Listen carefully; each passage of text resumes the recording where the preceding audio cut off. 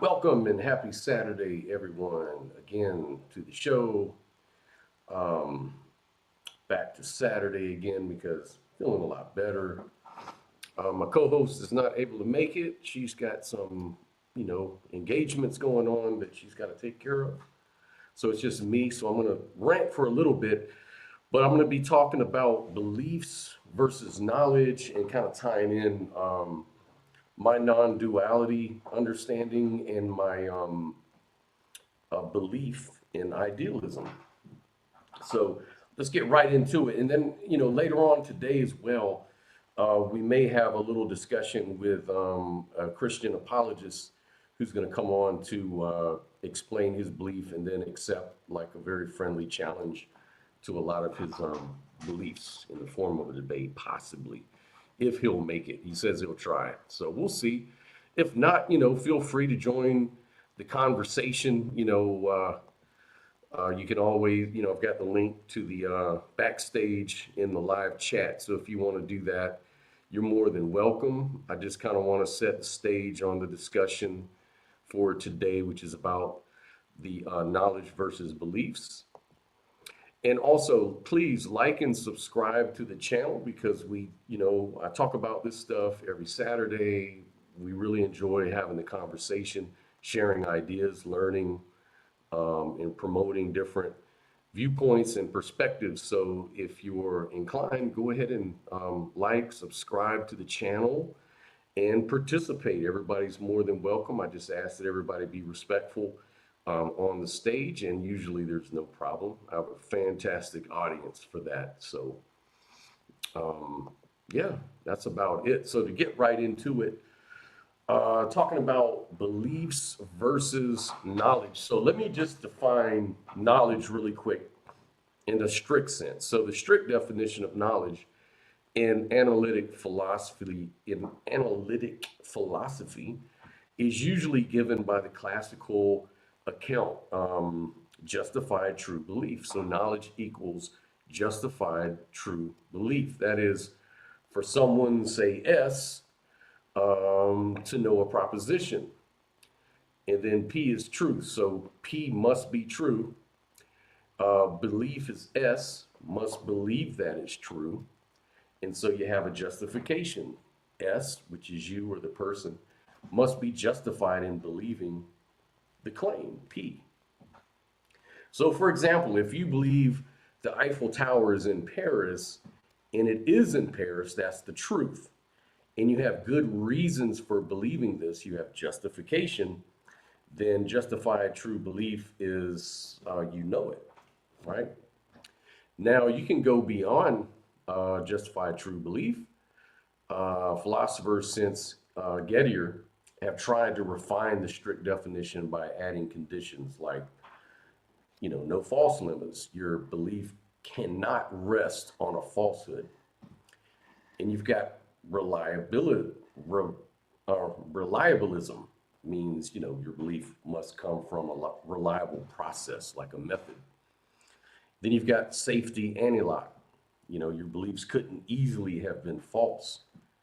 And you've got virtue epistemology. Knowledge comes from intellectual virtue like careful reasoning, or experience. That's like the primary way to know.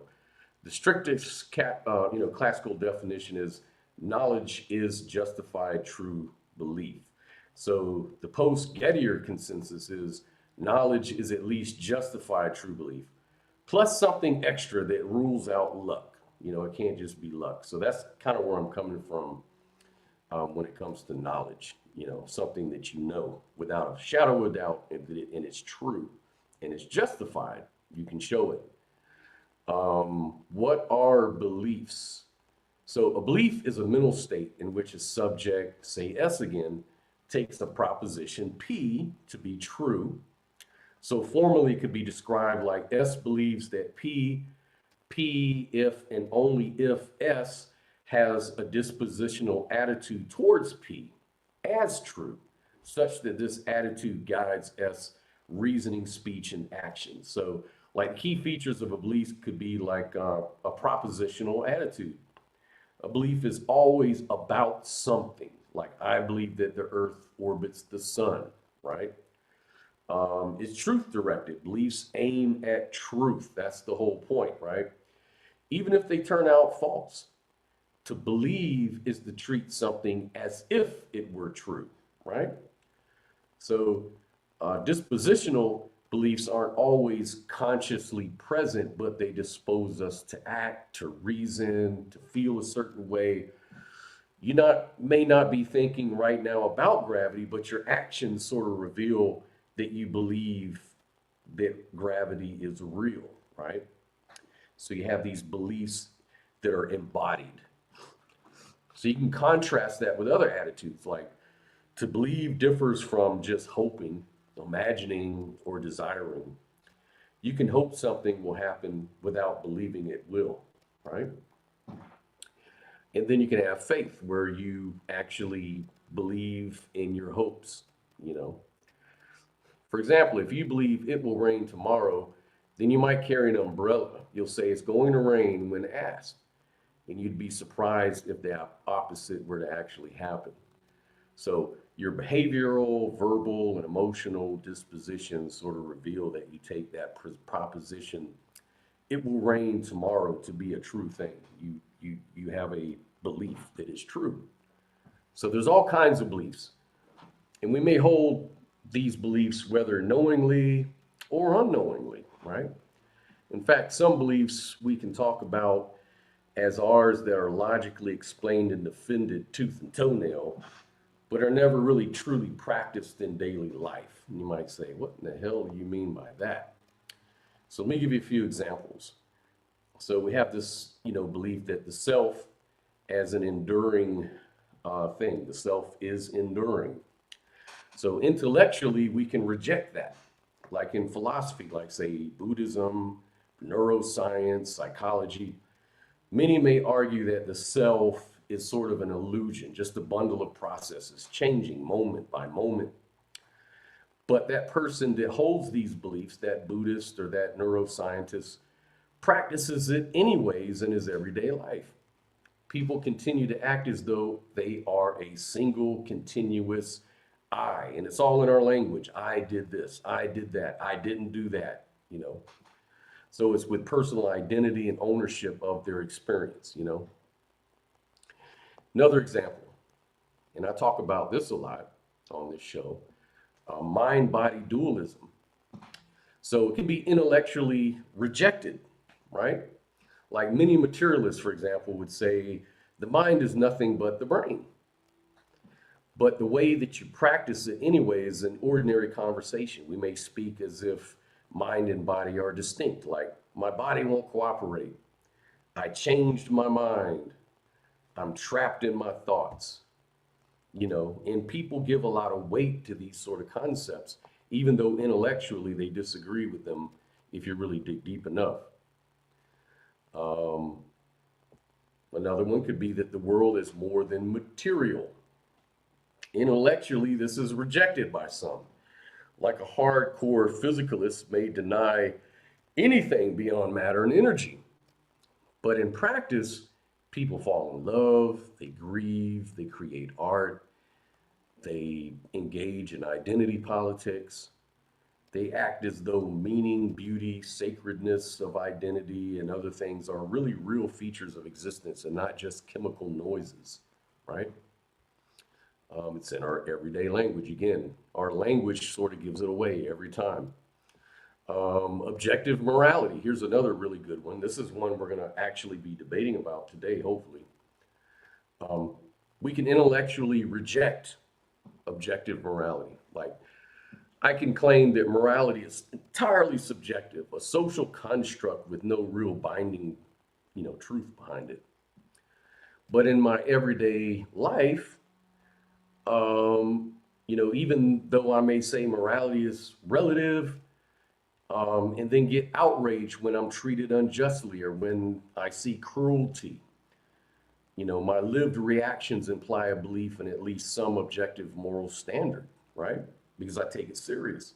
So this is kind of be a little bit, questionable. There's the discussion of free will. Like intellectually, many scientists, philosophers, materialists, Buddhists would argue that free will is an illusion, that all choices are determined by, brain chemistry, context, prior causes, things of that nature. But in actual practice, in daily life, people hold others morally responsible. Praise, blame, punish, reward. They get emotionally angry when somebody doesn't follow through with an expectation. And they live as though free will is very real, and they hold people accountable to that concept. So, really, I don't want to keep going on and on and on. So, it's like, in short, intellectual beliefs live in theory, but embodied beliefs live in our habits, our language, our reactions, emotional reactions. And oftentimes, it's the embodied beliefs that reveal what we really hold to be true when the chips are down, right? So we can make a distinction, though, even still, between belief versus knowledge. Like, belief doesn't require truth. You can believe something false. Knowledge, though, requires belief in truth and justification. So, in a strict sense, belief is taking a proposition to be true, right? Knowledge equals justified true belief with something extra beyond the luck, you know. And the concept that the most reliable beliefs are based on knowledge is sort of rooted in the idea that beliefs gain reliability when they're supported by well grounded evidence or justified reasoning. And knowledge is typically seen as justified true belief, and beliefs based on knowledge have a firm foundation because they're backed up by reason, evidence, logic, empiricism, experience, things like that. So, like Descartes, he famously stated, "I think, therefore I am." In Descartes' assertion, the cogito ergo sum, "I think, therefore I am," is sort of a fundamental element in my philosophy of knowledge. And so it sort of illustrates how self awareness and thought are the undeniable proofs of one's existence. And this statement is perceived as a reliable belief because there's immediate certainty. It's a self evident truth, it requires no justification. If one is contemplating or doubting, then there must be a thinking entity, right? Even if you're a brain in the vat, as they famously say, you still experience existence. And it's like the foundation of knowledge. It provides a starting point for constructing a reliable framework for acquiring further knowledge. So Descartes used it as a foundation also to explore more complex realities. And so this sort of links to non dual idealism. So, non dual idealism is a philosophical perspective suggesting that reality is unified with no fundamental separation between mind, matter, observer, the observed. And here's how Descartes' axiom can lead into this. So, unified experience, the certainty of "I think, therefore I am" can serve as ground zero for questioning the duality of body and mind. Non dual idealism posits that instead of, disparate entities, mind and matter are manifestation of a single reality. Then there's the interconnection of thought and existence. If thinking validates your existence, then reality is interpreted through your mind, aligning with non dual idealism view that consciousness or mind is fundamentally entwined with existence or awareness. That's the fundamental thing there, awareness. And this is challenging dualism, of course. So while Descartes distinguishes between mind and body, Non-dual idealism challenges this by suggesting neither exists independently, but are aspects of a greater unified reality. There's just one reality, and reality is defined as what is. That's singular. You know, you can have a lot of people talk about the same thing, but if they come to different concepts, somebody's wrong. There has to be a singular reality, right? So the conclusion here for me is that reliable beliefs are tethered to knowledge because they're anchored in certainty and logic, like Descartes' realization, for example. So when exploring non-dual idealism, this foundational certainty may kind of lead us to explore deeper philosophical realms, questioning the nature of duality and embracing the possibility of a unified existence where consciousness is central to reality. Hence, Descartes' insight here provides like a springboard for a broader philosophical exploration, like I say, such as non-dual idealism, by emphasizing the reliability of self-evident truths as the foundation, the basis for that further inquiry. So I like to make the case that we all experience non-duality, but oftentimes we simply just deny it to ourselves as a belief because it's not very intuitive, is it? So we have like the concept of the avatar. Like the concept of non-duality suggests that the fundamental nature of reality is unified in that apparent separations, such as those between mind and matter, self and other, subject, object split, these are illusions. And here it can be argued that we all experience non-duality, yet we just deny it to ourselves at some point, right? So, we have universal experiences of non-duality. I think we can all attest to at some point in our life, like moments of flow and unity. Like many people experience moments of flow or complete immersion in our activities, where the sense of ourself sort of dissolves and there's no distinction between the individual and the activity. These moments can reflect non-dual awareness, where the separation between self and others will blur. You can get that from deep states of meditation. Like during meditation or moments of mindfulness, individuals may experience a profound sense of oneness or unity with the universe. The boundaries between the self and external world sort of diminish, and this highlights a fundamental non-dual experience. Peak experiences and like the allness of things, right? Events that evoke deep awe and wonder, like witnessing a breathtaking natural scene or experiencing profound love. This can dissolve the barriers between oneself and the universe. And in these instances, that interconnected feeling and unity of all things becomes very apparent, right? Dream states, like when you're in a dream, the rigid separation between self and surroundings oftentimes dissipates. And this provides a glimpse into reality where dual distinctions are less pronounced. Empathy, empathy and connection, being a humanist. This feeling of deep empathy can lead to moments where the boundaries between oneself and others are softened. And it reveals a sort of connection, a web of shared experiences, and we can sort of show empathy to others because we focus in that case, on our commonalities, even not just with other humans, but animals and the earth, for example, the denial of non-duality, this is sort of a cultural and societal construct.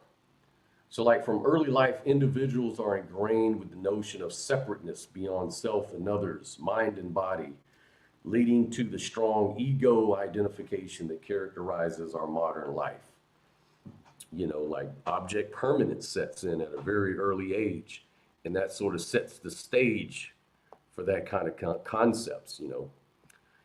And intellectual skepticism, the dominance of materialists and dualist perspectives in our science and in our philosophical discourse. This often marginalizes non-dual experience as, it's just subjective or illusory.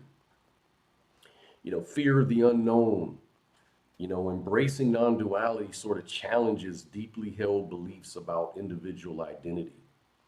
And this shift can be really unsettling and promotes a denial or dismissal of special moments when non-dual perception is experienced. Language and thought patterns, like our language reinforces dualism through categorization and distinction making, shaping thought patterns away from acknowledging non-dual experience. And this leads to, prejudice, bigotry, the other, these sort of harmful kind of concepts as well. But it can be useful too, because after all, we live in a world where we evolved to naturally have these sort of um, dualistic notions. But we didn't evolve to necessarily know the truth, did we? We evolved in order for fitness payoffs.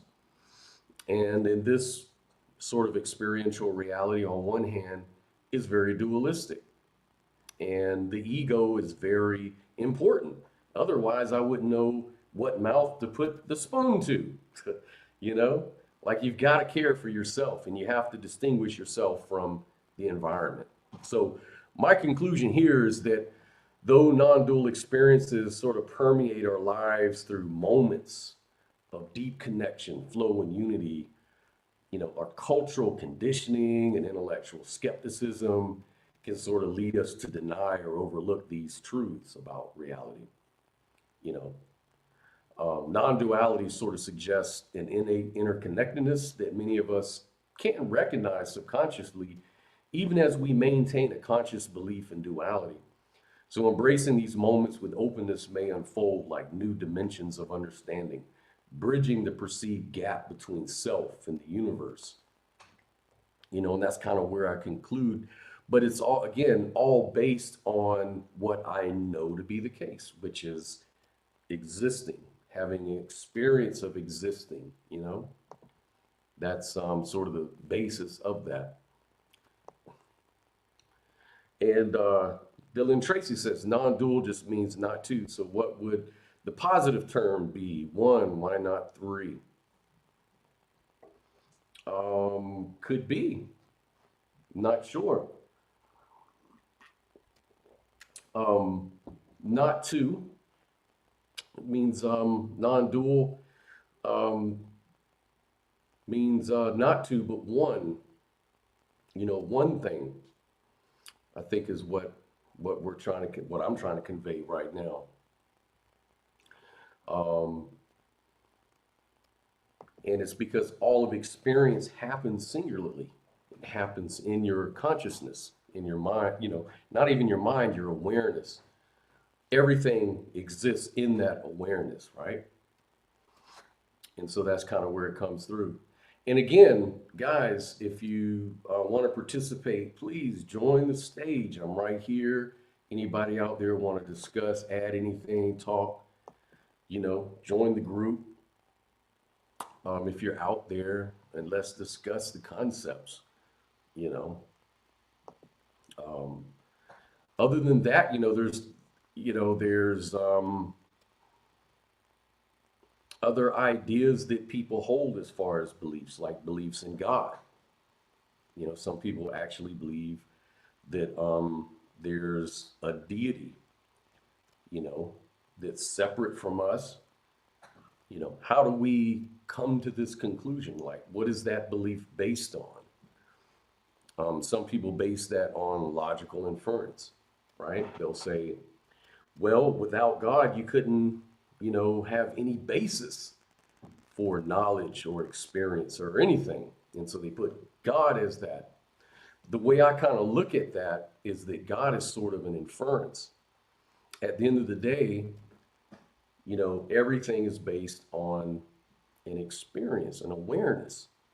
You're aware of these thoughts, you're aware of your inferences. And that's really the basis of everything. So, theism is sort of a theoretical, it lives in theory, as I said before. You know, Someone could argue that science is the same way. What about science? Science is something that lives in theory, and that's true. In fact, some people argue that science has spent a lot of time sort of taking experience out of the equation in some cases, because it's not reliable. And that can be the case. And so science sort of wants to transcend these limitations of our mind by creating tools like mathematics. Mathematics mysteriously defines the universe very well. Mathematics was created by human civilizations for things we do on the earth, like, farming. The Egyptians, needed to create mathematics for, recovering lost lands when the Nile, sort of, you'd have these floods and it would engulf the land and you try to reclaim the land back. And, you do math and things of that nature. The Greeks added to, the mathematical story. And but it's so odd that even though it was created for the earth by human civilization, it sort of transcends culture and it actually describes the universe, you know. And some people take that to mean that, mathematics, logic, things of this nature are transcendent. And they point to a mind outside of our mind, outside of our local minds. And you could call this God, for example. Or you could call it Platonic forms. That's another story you can attach to it, another concept. But all of these concepts, at the end of the day, come from, you know, um, consciousness. All science is done in consciousness. All abstractions are done there. That's the foundation. We can't get outside of it in order to observe it or to try to make sense of it or try to, make it go away, right? All of these ideas are in consciousness. And so that's kind of the basis for a lot of the epistemology and idealism, things of that nature. But does anybody have anything to add, any questions, anything like that? I can't stay too long. I thought my debate partner would show up by now. I guess he kind of had other things he had to do. So I'm not sure if he's going to be able to make it. But we were going to kind of go over the foundations of knowledge from a Christian perspective and kind of just discuss that. But if anybody wants to come on and talk about that, that's cool.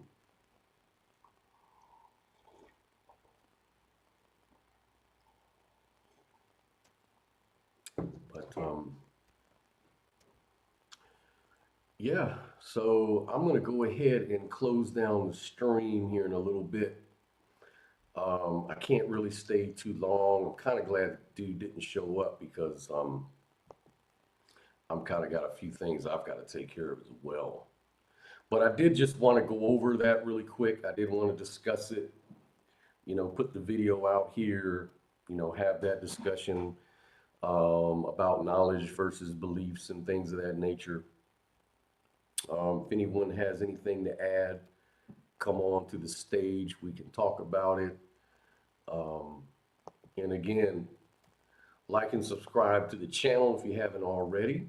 We discuss these things all the time. Usually we're pretty busy, have lots of participation, but things are just I guess, a little busy today. So at any rate, man, I'm going to close down the stream.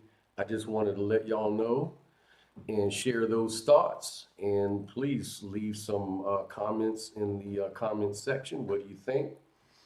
What are good beliefs? What would constitute good beliefs, bad beliefs? Let me know. Share your thoughts. Love to hear from you. Peace.